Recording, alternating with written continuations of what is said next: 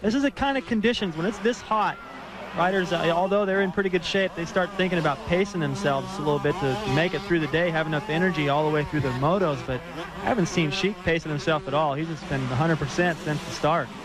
On the TV screen, it looks like just a beautiful afternoon in Troy, Ohio, but it is better than 95 or 96 degrees with the humidity that just makes the heat index soar out of sight. These guys are going to be really tired and hot after they stop riding.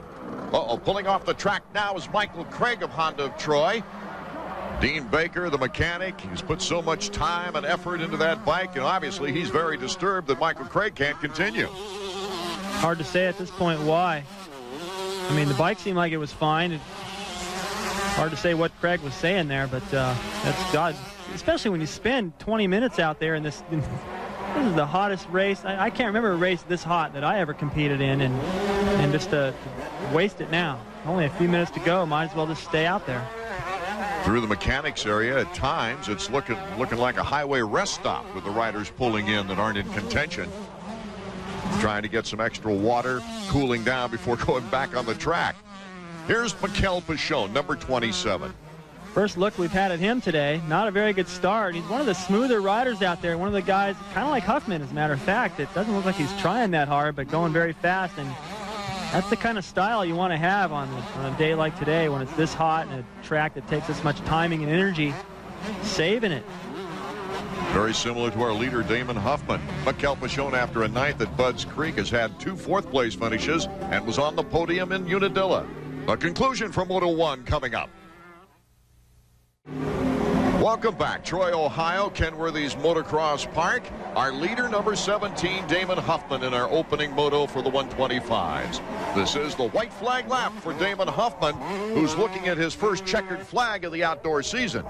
Boy, I'll bet he is glad this is the last lap, and the fact that he's got a little bit of a lead, doesn't have to fight off Carmichael for the last half a lap here, because it's so hot. I can't. Atlanta one time in July, we had a national back there, and the heat index was over 100.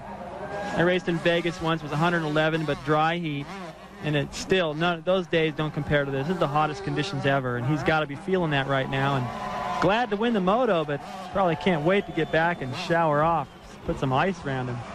Huffman extending his lead from 4 to 13 seconds in a 4-lap period of time. Definitely beating Carmichael here today. What about Troy, Ohio? I've been kind of close. Ricky's kind of done a lot of winning, or else I would have been right up there. But, you know, I think this weekend I can do it for sure. And I like to think that every weekend, but just in the past I've done really good here. So today should be my day. So far it is here in Moto number 1. Damon Huffman, and the only battle left really is for 4th place. Brian Deegan, Pingree, and Pocock. Pocock has really closed up to these guys. That's really been the wake-up call to Pingree, and there he goes. Little mistake by Deegan there. Just didn't get over that plateau very good. Left the door open. Valuable points for the overall and a possible 1-2-3 sweep for Kawasaki here in the first moto. Davey? Kenny, looks like David's having his best moto of the year so far. Yeah, he has. So far he's had a lot of bad races. He really needs this race to show people he can do it. Damon Huffman, number 17, has certainly shown everyone how he can do it. He had a 3rd-place finish here last year in the overall standings. He's had 2 second-place motos on the season after missing the first 2 races with injury and taking a couple of races to get back into the flow of things. But here is his first victory of the season coming up. Slinging the goggles to the fans. Got to be a good feeling for Damon after a very difficult season. Got to be a good feeling to take those goggles off, too, and get that fresh air in there. Oh, I can tell you, it feels so good to get back to the truck first before everybody else and get hit with the hose, get a cool drink. This doesn't seem like enough time before that second moto. I can remember in hot races, they say first call to the staging area for the second moto, and you stand up and see stars. You're like, how the heck am I going to do this again? Damon Huffman, the checkered flag. It will be Ricky Carmichael coming across in 2nd place with Scott Sheik, a valuable 3rd, David Pingree, and Brian Deegan rounding out the top 5. That's Brian's best moto of the season in 1997. Let's go down now to Davey, who's with our winner. All right, we're down here in the winner's circle with a very tired Damon Huffman. Damon, congratulations on your first outdoor win this year.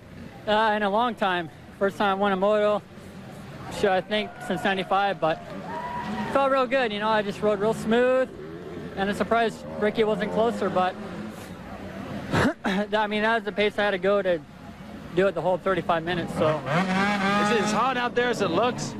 Yeah, you know, the humidity is what's just killing us, but, you know, my Kawasaki, I didn't get a very good jump, and it pulled him all the way down straightaway.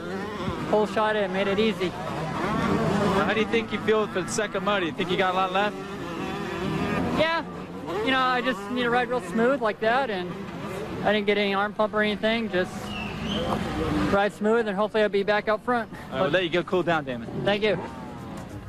Carmichael in second place, a lonely ride, but he'll pick up 17 big points on Kevin Windham in the championship race. All right, Rick, good job. You got second. Yeah, wish I could have got first, but oh well, Damon was faster than me, and he rode a good race in practice. He was flying, and I knew it was going to be tough.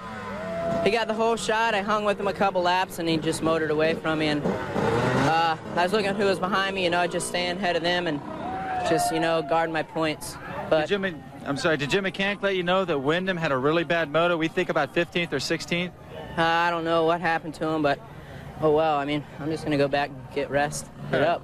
What do you think it's going to take to get after Huffman this moto? Survival, man. If he don't get tired, I don't know, he's going to be tough. We're just going to have to see.